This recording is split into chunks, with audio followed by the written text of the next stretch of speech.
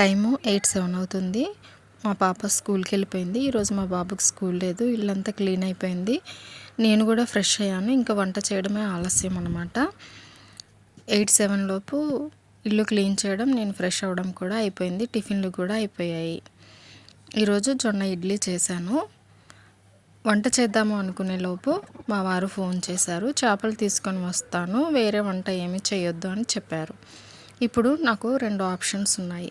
మా వారు వచ్చేసరికి 1 అవర్ 1.5 అవర్ టైం పడుతుంది. ఇప్పుడు నా దగ్గర 2 ఆప్షన్స్ ఉన్నాయి. ఒకటి ఫోన్ తీసుకొని స్క్రోల్ చేస్తూ టైం వేస్ట్ చేయాలా, రెండవది ఆయన వచ్చేలోపు వంటకి అవసరమైన ప్రిపరేషన్ని స్టార్ట్ చేయాలా.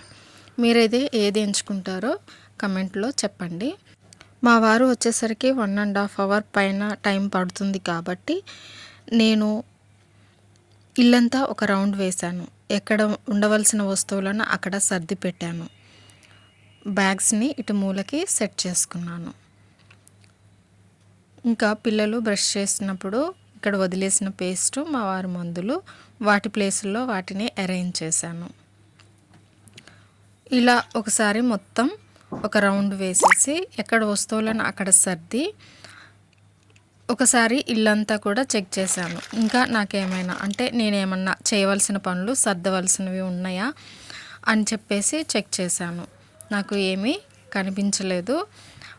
ఒకసారి ఒక 5 మినిట్స్ ఏం చేశానంటే రూమ్స్ అన్నీ కూడా అంటే సెల్ఫ్ల్లో ఏమన్నా బట్టలు చిందరవందరగా ఉన్నాయా, నీట్గా ఉన్నాయా లేదా అని కూడా చెక్ చేశాను. మొత్తం ఒకసారి చూస్తే అన్నీ బాగానే ఉన్నాయి. మా వారి సెల్ఫ్ మాత్రం కొంచెం చిందరవందరగా ఉంది. దాన్ని కూడా తీసి అలా పక్కకి పడిపోయిన బట్టలను తీసి ఫోల్డ్ చేసి వాటిని కూడా సర్దేశాను. ఇలా సర్దినా కూడా నాకు చాలా టైం ఉంది. ఈలోపు నేను ఉల్లిపాయలు కట్ చేసుకోవడం, మసాలాలు ప్రిపేర్ చేసుకోవడము. చేపల కూర అంటే మనకి తెలిసిందే కదా, చింతపండు శుభ్రంగా కడిగి నానబెట్టుకోవడము, వాటికి సంబంధించిన ఈ ప్రిపరేషన్ అంతా చేశానన్నమాట. మనం ఆ గంట టైం అనేది వేస్ట్ చేస్తే అది కేవలం టైంపాస్ చేయడమే కావచ్చు, కానీ తెలివిగా ఆలోచించే వారికి అదొక అవకాశం. ఫోన్ స్క్రోల్ చేస్తే ఏముంది, ఆ గంట అనేది కనపడదు. ఈ వీడియో మీకు నచ్చితే లైక్ చేయండి.